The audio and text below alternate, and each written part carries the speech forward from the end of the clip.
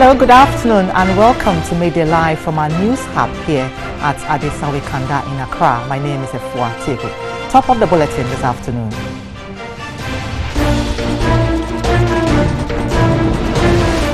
Fisheries Enforcement Unit in Takoradi impounds vessel illegally fishing in Ghanaian waters.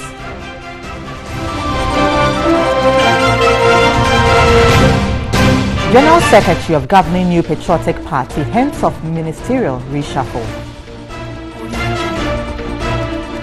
University Teachers Association of Ghana UTAG threatens strike on August 24 if government fails to pay their book and research allowance. And on the foreign front, Australia's most populous state, New South Wales, entirely in drought.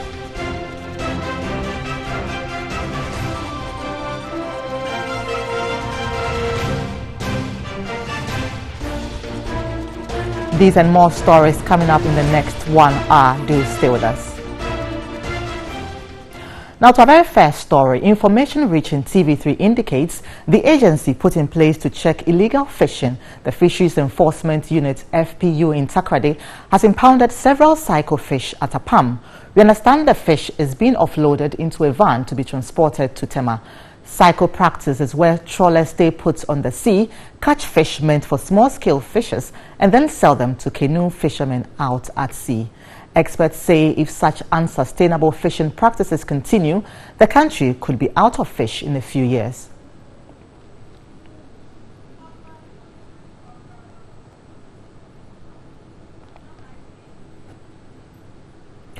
We've been joined on the phone line by Corporal Ajiman Opambo, who is in the Western region. Good afternoon to you. Now, we understand that some district officials were at the scene early on and then preventing the arrest of these fishermen. Can you confirm that?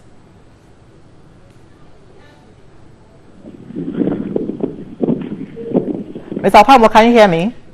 Yeah, hello. Yes, so we do understand that some district officials were at the scene early on and prevented the fishermen from being arrested. Is that the case? No, that is not the case.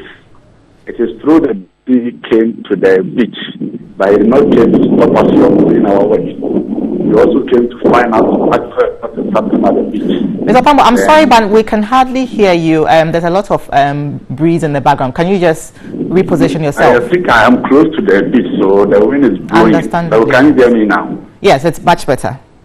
Okay, what I'm saying is that it's true that this week came to the beach, but it did not came to stop us from doing our work.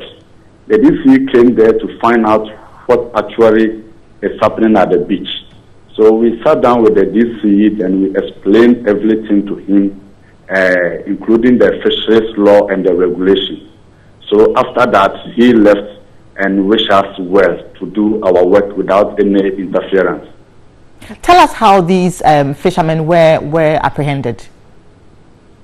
Yes, the particular vessel that we found this psycho fish on board, we first met 2 guys on board and later 1 joined. So we met 3 guys on board, which they said they are the watchmen on the vessel. So for them being the first suspect, we arrested them and sent them to Apam police station for investigation to be continued. So where is the fish currently? Is it still on board the vessel? No, we have offloaded the fish in a van and we are sending the fish to a nearby coastal, probably not a palm coastal, but we are taking it to either Menkesim coastal or any nearby coastal for investigation to be continued, because we need to keep the fish wholesome while investigation is going on. Oh, thank you very much. That's Corporal Ajiman Opambo telling us about some fisherfolk who have been arrested for psycho practice fishing. Now, let's turn our attention to energy issues, as the Institute for Energy Security, IES, has called on the President to sack all the 3 deputy energy ministers. The Executive Director, Pakwesi Anamwasichi, says the Institute also wants the 7-member committee, which advised former Energy Minister Boakye Jakun on renegotiating their Merry deal, investigated. The committee comprised representatives from the PURC, Finance Ministry, VRE, and the Attorney General's department. If we want to crack the whip, then we should look at all those people that supported the minister in making that decision that has brought us to this very point. So I think that we need to take a clear look at that as well. And we'll be surprised when we find any of this minister made a substantive minister, because we know what's in the offing, and we don't think that if they were with him, then we could call them collaborators. Pakwesi Anamuasichi requested the president to break the lack of communication and the silence over circumstances that led to the innovation and amendment agreement that was presented to Parliament through an executive order. Did they bother on the loss that we were heading to be slapped with, or was it bothered on the possible judgment debt that could have befallen the country because of the non-engagement, as we hear with Ameri? And so the president should be able to come clear and tell Ghanaians what exactly influenced his decision in letting the energy minister go home. According to energy expert Kwame Jantwa, there was no need for the rush by the former energy minister Boakye Jackor to get a new deal through. Greatness in the past is no guarantee for greatness in the future. In the 2017 Parliament State of the Nation address, it was the same president who was hailing Boakye Jackor as one of his best ministers. And unfortunately, with this Ameri deal, that doesn't look so. On the way forward, Kwame Jantwa recommends that government sticks to the original Ameri deal, which ends in some 2.5 years, or call for a meeting with Ameri for a better deal. They should go through not only Ameri, but through the entire value chain as to who is connected to this deal and deal with them. They should also not only stop at Ameri, but also look at all the other plans, so that tomorrow we are not faced with a similar position. We caution government appointees to learn from what has happened to Boakye Jackor. So on the back of the sacking of the energy minister, the NPP General Secretary John Boadu says although the energy minister is no more at post, the Ameri deal still stands whether the government decides to let it go or not. He says until the issues raised by Parliament are resolved, the old deal still stands. Whether government goes on or not, as we speak, that the Ameri deal stands until the 5-year expiration. Until Parliament reviews it. Okay. You understand? So the attempt to review it in Parliament has not been completed because Parliament raised some issues that government need to respond. If government want to go again in the same manner it went, then it will depend on whether government accepts or not. So it is not just about even executive deciding to review it. You review it based on the acceptance of cabinet. Meanwhile, the General Secretary of the NPP, that's John Boadu, has hinted of an imminent reshuffle. He says an assessment of the ministers were done a few months ago, noting that would influence the outcome of the impending reshuffle. He spoke on New Day. What will be done really is not a full-scale reshuffle. It's just a limited one. What would be done? What will be done? We'll move, say, ESLA from communications to education. But I'm saying that what will be done will just be a limited one as a result of the vacancy occurring at the energy ministry. Okay. So either the one acting goes back to his ministry or maintains that. It means that you must replace where he's coming from. If the person comes from a region or another ministry, it means that you must replace. Right. So it will just move around. Move around. But some few ministers may not come back anyway.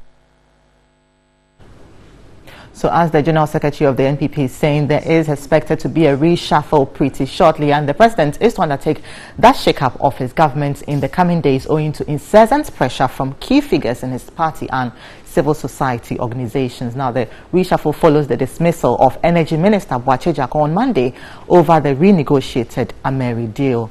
My colleague Nuong Falong finds out what Ghanaians think of a possible reshuffle.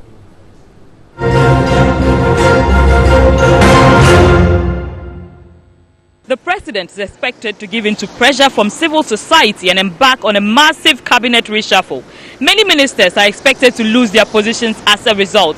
Is it time for a reduction in cabinet size? What do you think? It's all about efficiency and effectiveness. So if it thinks reducing the size will bring the efficiency that the government needs, fine. I'm in support of the reshuffling and even the reduction of the size. The first time I heard about the number, I was like, whoa, wow, this is like a lot of number. So I think that it is important for him to cut it down and then merge roles if possible. They are working, but then I don't see much result as I expected. So I feel like probably there has to be some changes. Where the country is now going, the fuel system and everything is higher. So all the ministers, 110, all are using fuel freely. They are not paying it. And we, the Ghanaians, we are suffering. We are paying for that. You see, and many people in Ghana here are suffering, including me. Some of the ministers, you cannot know what kind of work they are doing. Minister of Zongo minister. You can't see anything. Sanitation minister, you cannot see the work that they are doing. Look at Accra. When you enter everywhere in Accra, everywhere is smelling. But the minister is there taking salary every month. Even the country that have the highest population, which is, if I think India also, they have roughly about 50-something ministers, and they were able to manage with the government. But if you're having 110 ministers, by now I expect that things should even go better than this. But 110 ministers, for God's sake, is too much. If he is going to reshuffle or dismiss, it should be based on performance, perhaps, or something along those lines. Instead of just looking at, okay, 110 and we are not seeing anything. That is why the term is 4 years, basically. So I think just give him the 4 years. If things don't happen, then you get him out. Simple as that. As to the numbers, well, if he's going, he will go with them. Minister, so 110, everybody is working. It is only Bakwe Jako movement. You chop a chop. But you know, be chop way, you go chop way, person go suffer.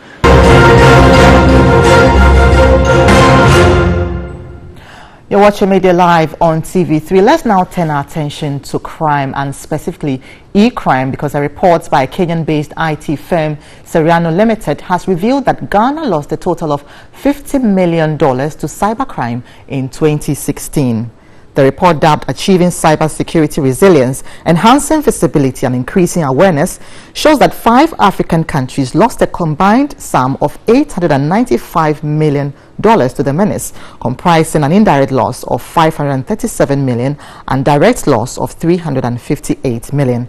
Now, the breakdown of the report shows that Nigeria recorded the highest figure of $550 million, followed by Kenya and Tanzania with $175 million and $85 million respectively. Ghana and Uganda also recorded $50 million and $35 million respectively.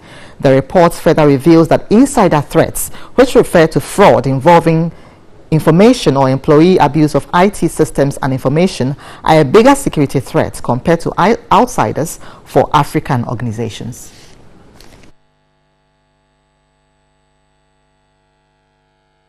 So I've been joined in the studio by an analyst, that's a cyber analyst with the e-crime bureau by name Philemon Hene. You are with the e-crimes bureau. You're welcome to Midday Live. Thank you very much. So what is the country's level of vulnerability relating to economic or crime, electronic crime, that is? Okay, so when it comes to cyber crime, or what you call electronic crime, it's basically the crime committed through the cyberspace. Can you speak up a bit? So it's just a crime committed through the cyberspace. Okay. So crimes committed at the bank, crimes committed using computer systems are electronic crimes. So I think here in our country, Ghana, the awareness of cybercrime is very low. Hence, we recorded a lot of cyber-related incidents. Because let me just give you a simple example. People do not buy softwares, they install pirate applications. Even institutions, they run with pirate operating systems, which leave most institutions very vulnerable to cyber-related crimes. Even the videos that we buy, the latest movies, we don't purchase them. We just download them from the online and we start using them. But this could contain some kind of viruses and other things. So which kind of organizations are we looking at? Are we looking at, for instance, SMEs or big firms? Which kind of organizations are we looking at? Well, when it comes to cybercrime, everyone is affected. Even the individual, you sitting at home alone, you're also affected. Right. Because one way or the other, you use technology. You use your mobile phones, you use your computer to send emails, you surf the internet, you check your Facebook account. So when it comes to cybercrime, everyone is affected. But currently, the focus has been on the big institutions, the enterprises, because currently we had the unfortunate incident with one of the banks where their system was compromised and some money was transferred. Yes, this is the bank. And the bank is where the money is. And if you look at the statistics, the motivation for cybercrime is money. Yes, in our country, it's money. People going for the money, and the money is usually at the bank. And unfortunately, we have seen a lot of integrations at the banks. So third-party integration, bringing in systems to be able to meet customers' need, which introduce a lot of vulnerabilities. So by getting this system into the banking environment makes it susceptible to hacking. So these criminals are able to take advantage of these vulnerabilities, and they're able to manipulate systems. And what we have also seen is That's insiders. right. So I was coming to that. The report stated that insider threat is a big issue here. Now, what sort of procedures should banks or organizations take in relation to their employees, and also crimes involving the internet? And so if you want to deal with cybercrime, usually you look at three components. You look at the technology, you look at people, and look at the processes. Right. But most people tend to focus on technology, leaving the people and the processes behind. Right. Because let me give you a typical example. You bring in a technology, okay, to protect your computer systems. Who are going to monitor this technology? They are peoples. So if they don't configure the system, well, what's going to happen to you? And even if you bring people in to implement this system, there's no procedure as to the best practices to follow to be able to make sure that the systems are implemented adequately. So one, when it comes to technology, yes, you put in the best technology in place. The people, you create the awareness as to, okay, this is the best practice to use. The processes, you back it with policies. So you have a proper cybersecurity governance where people can follow the best practices to be able to implement this technology to achieve a whole cybersecurity. Philemon, thank you very much for your insight. Philemon Hine is a cyber analyst with eCrimes Bureau. You're watching Midday Live on TV3. Let's look at some more stories. And the chiefs and people of Manpan in the central Gonja district of the northern region are demanding the removal of the district chief executive, Mahama Mustafa, weeks after the commissioning of the Buipe hospital by President Akufo-Addo. They claim the DCE, together with the deputy presidential staffer, Abu Jinapo, schemed to relocate the proposed site for the emergency medical center. A report by Christopher Amwako. In 2016, former President John Mahama at a Gonja Land Youth Congress in Buipe stated that government had awarded the construction of a district hospital to cater for emergency situations along the Tamale-Kumasi highway. The then DC Shirasi bin Suras secured the land at Kabebe, a few kilometers away from Buipe, for the construction of the hospital. The contractor moved to site in 2017 and cleared the land for work to commence, and has since deposited over 30 trips of sand, roofing sheets and other materials for the start of the project. The project, they alleged, however, has been relocated to Buipe Township by the Bupera, the DC and Deputy Chief of Staff Abu Jinapo, which the President commissioned a few weeks during his tour of the region. We want the President to show the DC the exit, because after all, he's not the only qualified individual within the district to become the DC or to be the DC. As for bringing or maintaining the hospital on this particular piece of land, we are ever ready to pursue any legal process in connection with that. Now, on MTN Video Report today, our citizen journalist Tutu Echiande highlights the poor state of school library at Ada Alotwem Island in Accra.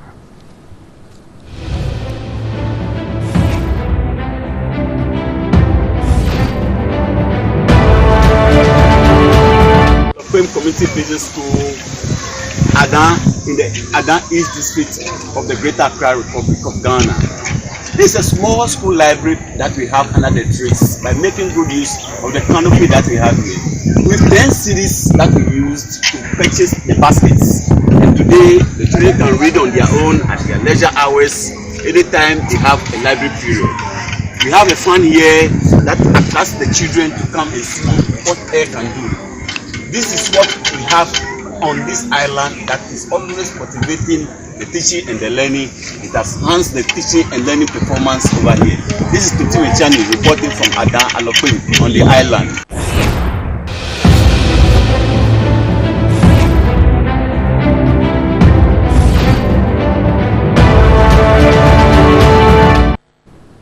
So you can also send your video reports via our WhatsApp platform 05514330044. That's 05514330044. This is Midday Live on TV3. Stay tuned.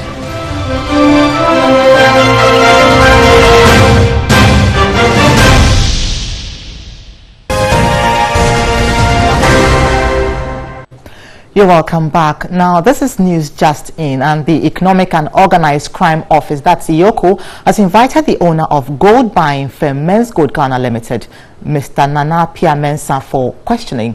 Graphic Online is reported as saying the executive director of the Organized and Economic Crimes Unit, Yoko KK Amwa, confirmed the invitation when contacted by Graphic Online, but declined comment on the reasons for the invitation when queried if it is related to the Bank of Ghana, which describe activities of Men's Gold as illegal. The Bank of Ghana in that notice stressed that Men's Gold Ghana Limited is not licensed and has no authority to engage in the solicitation, receipt of money or investment and the payment of dividends or returns to clients, which captured in Section 6.1 of the Business of the Banks and Specialized Deposit Taking Institution Act 2016, that's Act 930.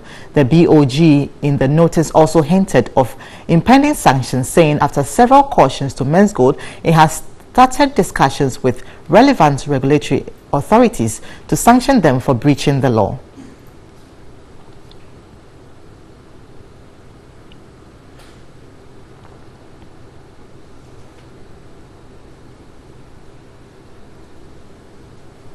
Now, to some other business stories, government has provided some 1,350 entrepreneurs with sums of money ranging from 10,000 to 100,000 Ghana cedis to start and expand their businesses. The Presidential Business Support Program, an initiative under the Ministry of Business Development, seeks to support unemployed Ghanaian youth with training and funding to enable them to set up their own businesses. A year ago, President Akufo-Addo launched the National Entrepreneurship and Innovation Plan to support and develop young businesses across the country. Some 1,350 entrepreneurs were selected out of an initial 7,000 applicants to undergo training at private incubators across the country. At the ceremony at the Jubilee House, beneficiaries received funding ranging from 10,000 to 100,000 cedis to support their business. Mr. President will be launching another youth industrial business where 42 micro industries will set up across the country to employ people. Another initiative is Zongo Business Development.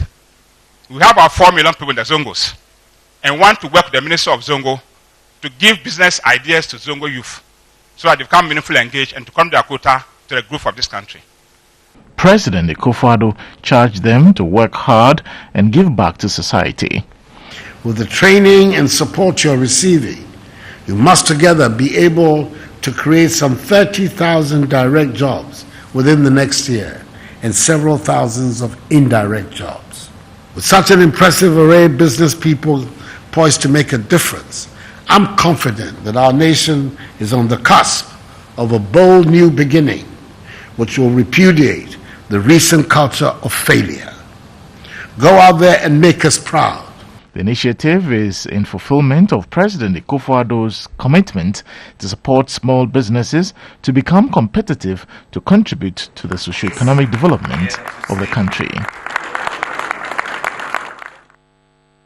So TV3 Business has cited a letter on the newly formed Consolidated Bank. That's the bank with the 5 collapsed bank. And it says, we wish to welcome you to the Consolidated Bank Ghana Limited.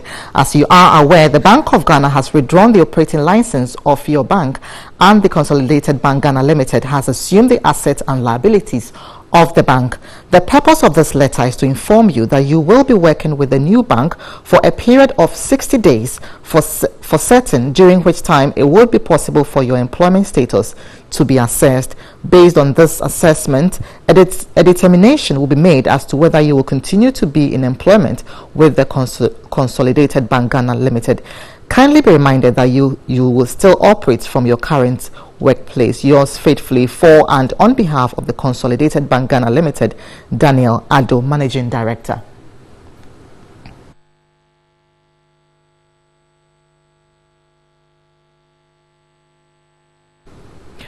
So that's a letter from the Consolidated Bank cited by TV3 Business on the fate of the workers of those 5 banks. This is still Midday Live on TV3. We'll be back with more stories.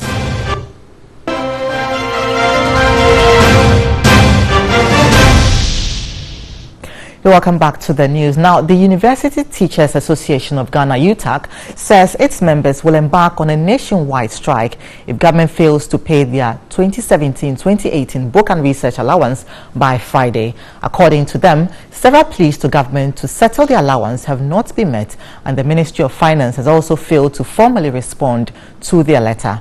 The association says it will give 10 days grace period after Friday, after which it will begin a nationwide sit-down strike from August 24.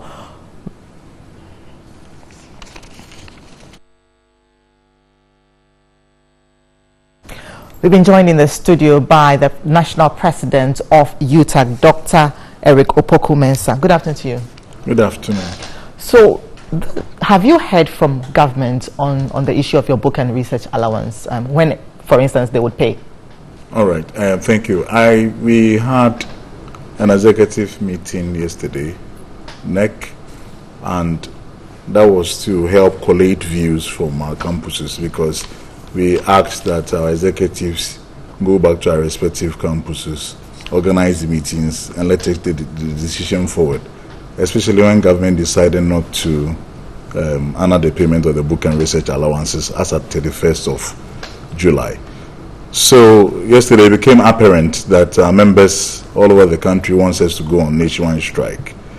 But prior to this, throughout the week, we have been engaging with the Ministry of Finance and Education, and they have enough assurances that by Friday the monies are going to be released. Right. Now, so briefly tell me, why do you think this issue of the book and research allowance keeps coming up year after year, and you always have to push to strike before government honors its obligation? It's something that we cannot really fathom, because I think that our members are worried. So has government communicated to UTAG whether it has a problem with the allowance, with the payment of the allowance? Not at all, because I think in the 2018 budget it was duly captured.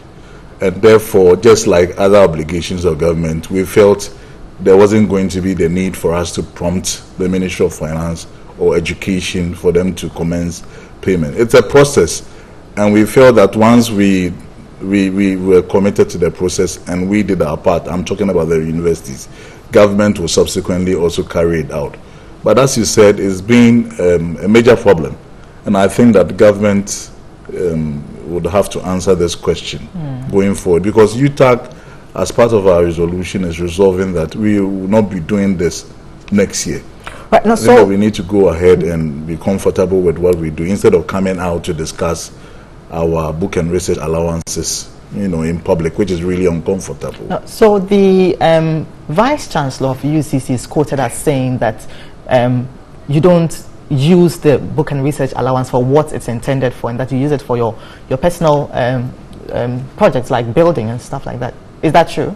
First of all, I think that publication was false. That statement false as in he didn't say it? No, he did not say that. The one who made that statement was the Vice Chancellor of the University of Health and Allied Sciences, right, who was speaking at the function at the University of Cape. But is it true?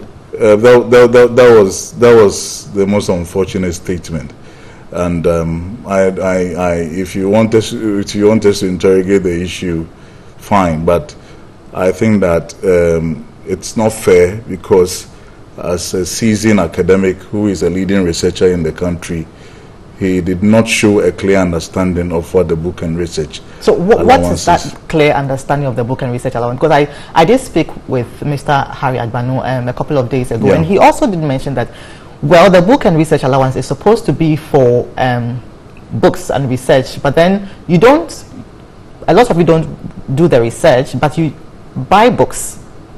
Is that the case? That is not true. Clearly, colleagues all over the campuses in our universities are being promoted.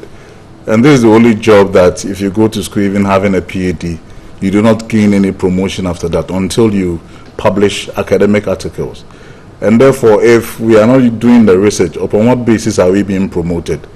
You know, in universities in Ghana are really under-resourced. Most lecturers in Ghana have studied abroad. And, you know, we studied in places where you have access to modern libraries and all of that. In most of Ghanaian universities, as I've gone around with my executives, that is not the case. And therefore, this pretense of, book and research allowance is what is used to buy some books, do some instructional research, as lecturers prepare to teach every semester. All right. Thank you very much. Dr. Eric Opoku-Mensah is the national president of UTAG. Now let's go to Kumasi, where traders at the KJTR lorry terminal who were relocated for the redevelopment of the facility are demanding fairness in the allocation of stalls and shops. There are speculations among a section of the traders that trading spaces at the new market have already been allocated. But the traders say they will resist any attempts by the Kumasi Metropolitan Assembly to go contrary to a database of traders captured in a biometric registration exercise late last year. The concerned traders spoke to Ashanti regional correspondent Beatrice Spio-Gabra. The problem is that we did biometric, but sometimes when you go to online, the biometric, when you go to online, you couldn't get it off. So we are creating awareness to the KMA and the Metropolitan Assembly to actually know what is going on. The other day, or for the back in the days, they tell us that when they completed it, they will create awareness that they were going to give us the store. Those people who are trading over there, we are creating awareness to them that we are still there. So they have to make any awareness that to give us the store, or they have to call us. Those people who are selling goods over there, they have to call us to know actually what is going on. Race course, race course. And to say, near take a hot ton idea, no, your friend will be an cancer and say, a Hanamona walk, and answer Hanamona Wolfa, and so you will be a dear dance as a car crabby, Kajetiano. Fiabema will be a set Ever since we were moved from the market, they promised to call us back after the completion, but we don't hear from them anymore. And at the current place here, there is no market for our goods.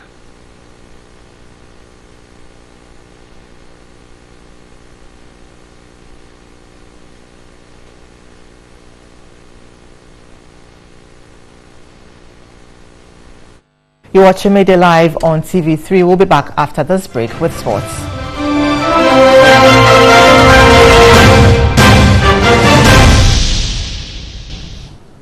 This is Midday Live on TV3. Before we go into sports, let's look at some health issues, as the Health Services Workers Union has given government 10 working days to pay its market premium or risk withdrawal of their services. At a news conference after its National Executive Council meeting in Accra, the union alluded that pensions of its members have been affected due to non-payment of the market premium.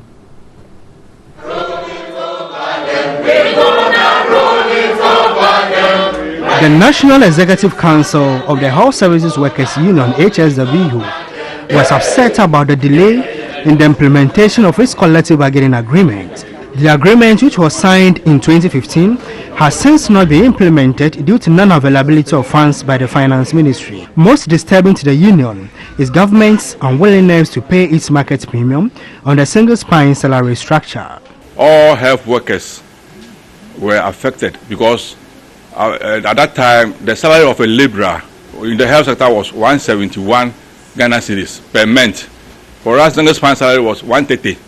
So HSS was far higher than the SSS salary. He expressed concern about the non-payment or conversion difference by government through the Fair Wages and Salaries Commission. I know somebody whose salary was 2,900 Ghana cedis under the HSS, but single span salary brought him down to 2,200 Ghana cedis. 700 was given as conversion difference so that he will not be made worse off. But Fair Wages withdrew this 700 Ghana cedis, and when that person retired, instead of using 2,900 to calculate his pension, 2,200 was used in calculating it. So he lost out. The union has given government 10 working days to address its concerns. It requested the health ministry to implement the MOU signed with the Ghana Association of Medical Laboratory Scientists. Now, coming up next is entertainment news, and the director for special projects at the Musicians Union of Ghana, Musica, Bosco Ahuma Okanse, wants corporate Ghana to partner the union in engineering talent development and growth for some talented disabled people. He was reacting to a story carried earlier about a visually impaired band that is making a difference.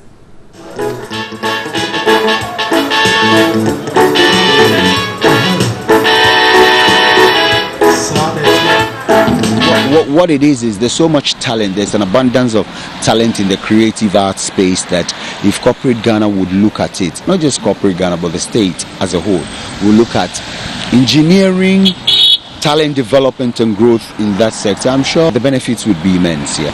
Is there any package from your end to support such talent?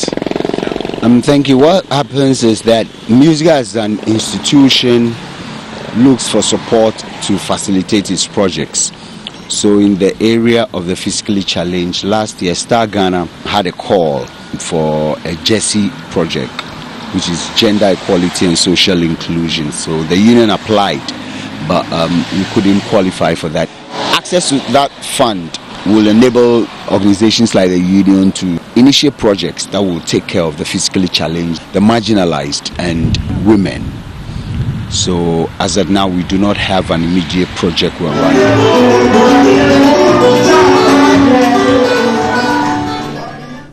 Now, Takrady-based Connect FM's community rap battle has reached the eviction stage.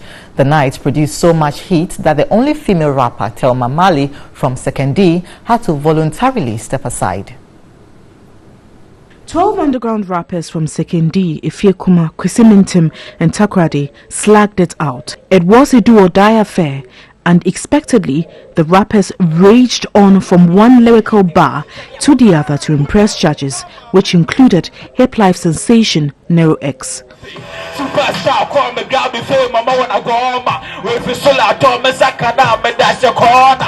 After a hard-fought contest, the judges were in a fix as to who to evict. At this stage, Thelma Mali from 2nd D threw in the towel, perhaps to allow Chichis and Kwekubani go for gold.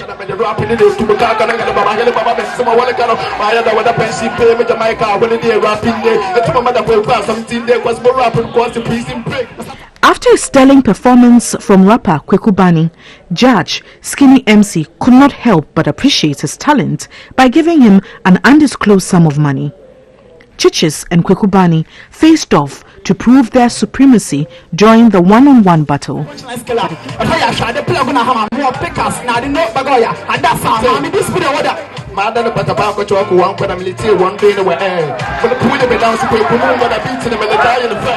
But again, Kwekubani proved strong. Amazed at his showmanship, Nero X promised a collaboration with him. The night proved to be more exciting as the rappers brought their creativity to bear, with the crowd yearning for more.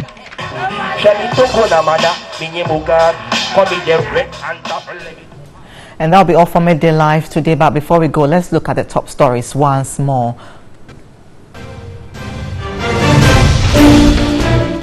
Fisheries Enforcement Unit in Takrady impounds vessel illegally fishing in Ghanaian waters.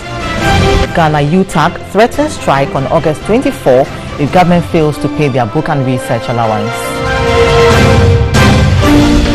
And on the international front, Australia's most populous state, New South Wales, entirely in drought.